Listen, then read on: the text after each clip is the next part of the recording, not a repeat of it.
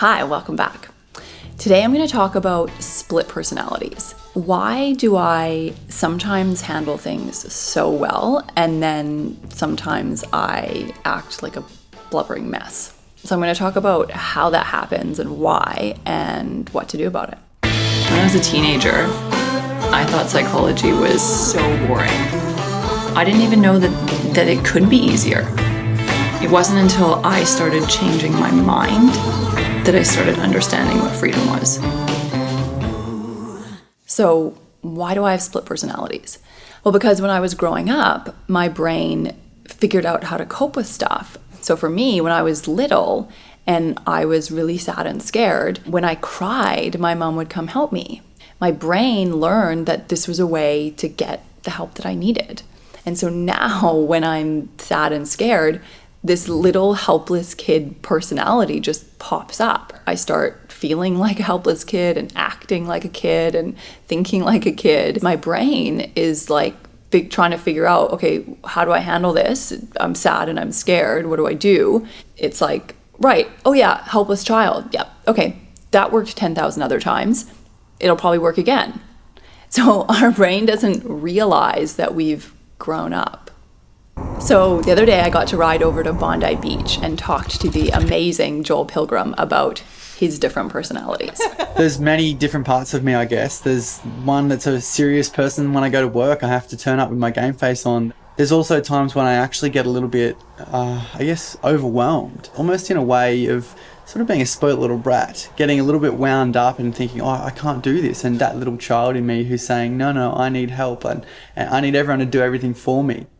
And for Joel, when he goes into that little kid reaction, there's another personality that pops up to try to make him feel less helpless. Where I really feel that defense mechanism switch on and I'm like, straight away, go to it. You need to defend yourself. You need to get in there and stand up for yourself. Otherwise, this person's going to come in and take over. So these different parts of his brain can literally get into fights with each other. It's pretty funny when all those different personas in your mind actually come out at once. You've got your inner child who's having a dummy spit saying, I can't do this, I need help, or I'm not good enough. And then you've got your teenage self that's going, no, you're better than this, just get it out, throw it away and, move on. And then you've got your adult self going, what should I do? Like, I don't know what I'm doing here. So it's almost like there's so much noise in your head. You're just like, what? And just like everything else, these personalities come from stuff we've been through. I have a twin brother and we always grew up in complete competition.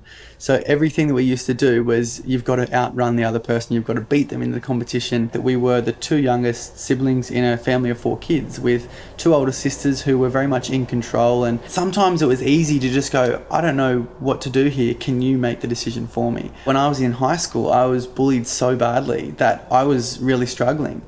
And I find that what was happening to me and the things that were being said externally by other people in the playground or in the classroom is actually how I'm starting to talk to myself sometimes. And I find that I'm actually being an inner bully. I'm bullying myself saying that you're not good enough. So we can see a bunch of Joel's different personalities coming out here. The helpless child, the defensive tough guy, the inner bully. He's got all of these different personalities based on different stuff that he went through. So think about things that you've been through and what personalities might have formed in you in order to cope with those things. Do you have an inner bully? Do you have an inner defenseless child? Do you have an inner competitive streak? Because whatever you've been through that's hard, that will turn into a version of you that'll keep popping up. But if you can see what's happening, you're already halfway there. Once you start noticing what your brain is doing when these personalities come up, you can actually start choosing whether or not you let that personality take over.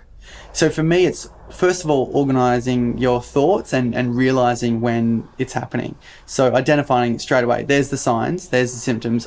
That's how you start to get yourself out of it. And it turns out that you start noticing it more and more, quicker and quicker, and then it becomes less and less of an occurrence. But getting that perspective can be pretty hard sometimes because these personalities come up when something intense is happening, when we're overwhelmed. So one thing that really helps get perspective is if you can laugh at yourself in these reactions, if you can see how funny these different personalities are. As soon as you're laughing at yourself, your brain gets the message that whatever's happening is actually not that serious and that you can cope with it. You actually are sending signals to your brain to relax. And then once your brain is relaxed, that's when you can actually see what's going on and can decide what you want to do about this personality that's come up. So literally draw or write about your different personalities. Who do you become when you're angry, when you're scared, when you're jealous? Create a character out of it. When I'm scared, I turn into this blubbering mess and I have no idea what's going on. And it's like my head is separate from my body, and probably it's like spinning around and there's flashing lights everywhere. So it's like, this daze. And when I'm angry, I'm like so intense and my face is red and I start crying and like everything's so serious. But the more I can laugh about those, the more my brain just relaxes when they come up, and then they don't dominate me.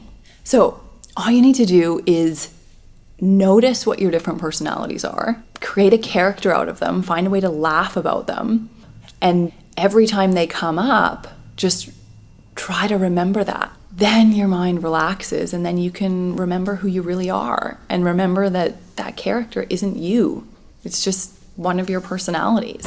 So next week, I put all of this to the test. I'm really questioning myself right now. What am I doing? That's it. Thanks for watching.